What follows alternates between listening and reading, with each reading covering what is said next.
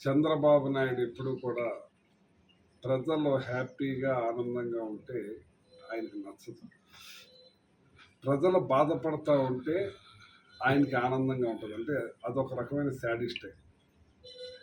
ఆయన ఎప్పుడైతే ముఖ్యమంత్రిగా గతంలో ఉన్నప్పుడు వర్షాలు పడేవి కాదు, ఎండలు దారుణంగా ఎండిపోతూ ఉంది.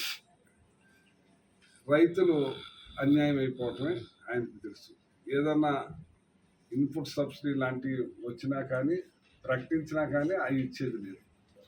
2014లో ఇన్పుట్ సబ్సిడీ, 2019లో జగన్మోహన్ రెడ్డి గారు వచ్చాక ఇవ్వటం జరిగింది.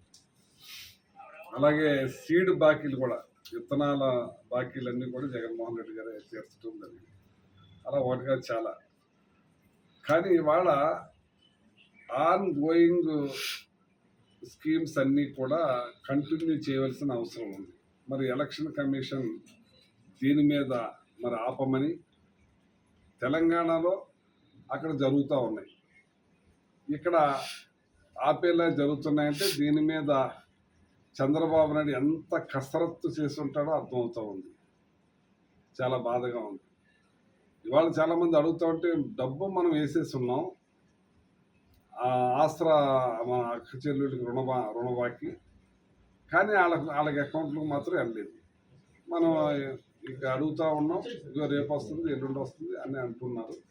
కానీ అది ఈసీ వాళ్ళ పర్మిషన్ కోసం అడుగున్నారు. ఏదైతే రైతులకి ఇన్పుట్ సబ్సిడీ ఆల్రెడీ డబ్బు వేస్తున్నారు, అలాగే విద్యార్థులకు అందవలసిన విద్యా దీవెన ఆ డబ్బులు కూడా వేస్తున్నారు, అలాగే అక్కా చెల్లెమ్మలకు అందవలసిన చేయూత అది కూడా వేస్తున్నారు. కొంత ఆల్రెడీ 75% అయిపోయింది, 25% వేస్తున్నారు. అలాగే ఆన్ గోయింగ్ స్కీమ్లన్నీ కూడా కంటిన్యూ చేసే అవకాశం ఉంది. ఇది కొత్తగా ఇచ్చినవి కాదు. ఏదైతే ఎలక్షన్కి ముందు నెలలో 2 నెలల్లోనూ కొత్తగా పెట్టిన స్కీమ్స్ ఉంటే వాటిని మాత్రం అలౌ చేయరు. కానీ ఇది ఆన్ గోయింగ్ పాత స్కీమ్స్ కంటిన్యూ అయ్యే పనిని ఇది ఆపించే కుట్రలో భాగం.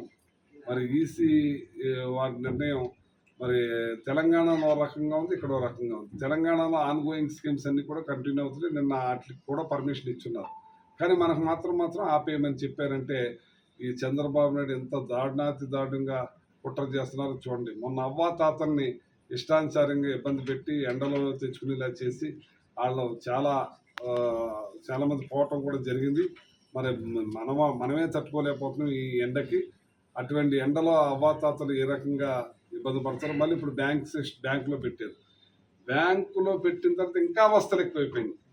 ఏ బ్యాంకులో పడిందో తెలియదు, ఏ అకౌంట్లో పడిందో తెలియదు, ఈ అకౌంట్లో లేదని డబ్బులు చెప్తూ ఉంటారు. అలా చాలామంది అవ్వాతాతలు అప్పటికన్నా ఈ బ్యాంకులో వేసిన తర్వాత ఇంకా చాలా ఇబ్బందుల పాలైపోయినాయి. ఎందుకంటే రొటేషన్లో ఉండవు కదా బ్యాంకులో, వాళ్ళ అకౌంట్స్ కంటిన్యూ అవుతున్నాయా లేకపోతే సంవత్సరాల తరబడి ఉండి ఎండ్ అయిపోయినాయా తెలియక చాలా అవస్థలు పడటం జరిగింది.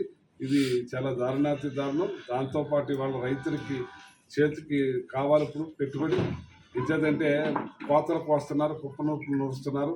దీనికి కావలసిన చేతిలో డబ్బు ఉంటేనే కదా టైం ఇది. మరి వాళ్ళకి అన్యాయం జరిగింది.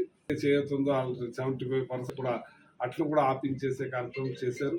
ఏదైతే పెన్షన్లు అన్నీ కూడా అవి ఆపేయటం జరిగింది.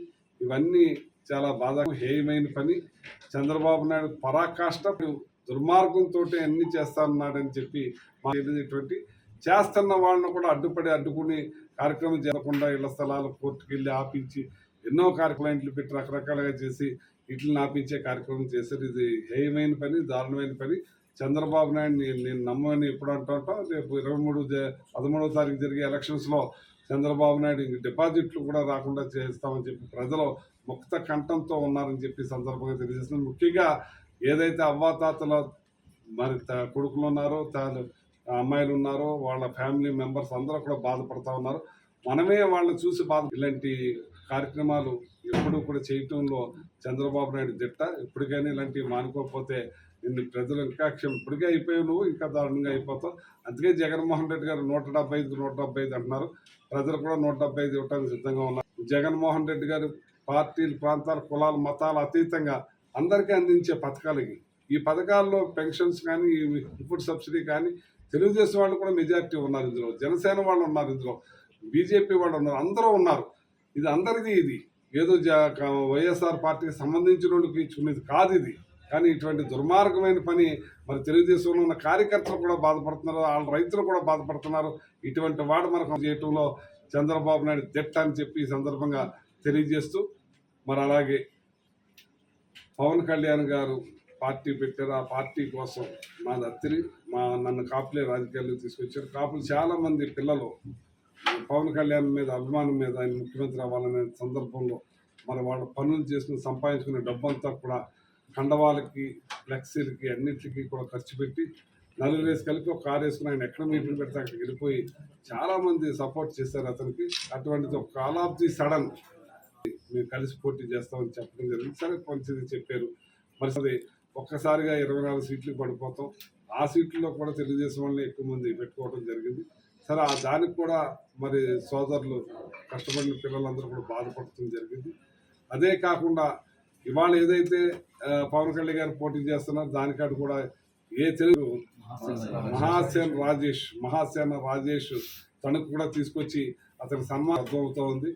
ఈ పవన్ కళ్యాణ్ గారిని ఓడించేయాలి, ఎట్టి పరిస్థితుల్లో అలాంటి శక్తులను మనం గెలిపించకూడదు, అలాంటి ఆరాడుతున్నారు. 24 సీట్లు కూడా ఓడి ఈ చిన్నారులు చాలామంది పనుల కోసం శ్రమించిన వాళ్ళందరూ దేశం పొత్తులో ఉన్న రాజేష్ కూడా ఇతను ఓడించమంటున్నాను. లోకేష్ లేడించిన నాటకమే ఇది. వాళ్ళు మాట్లాడిస్తారు, వాళ్ళు దాటే తెప్ప తగలేసే రకం ఇది. అవరం పెట్టారు. ఏదైతే పవన్ కళ్యాణ్ 14లో గెలిచిన వెంటనే మాట్లాడతాం, ఇలా ఫ్యామిలీని ట్రోల్ చేయటం చాలా చేస్తున్నారు. ఈయన ఫ్లెక్సీని కాళ్ళు వేసి తొక్కేయటం, గెలిపించారా అలా అన్నయ్యని గెలిపి చూస్తున్నాం.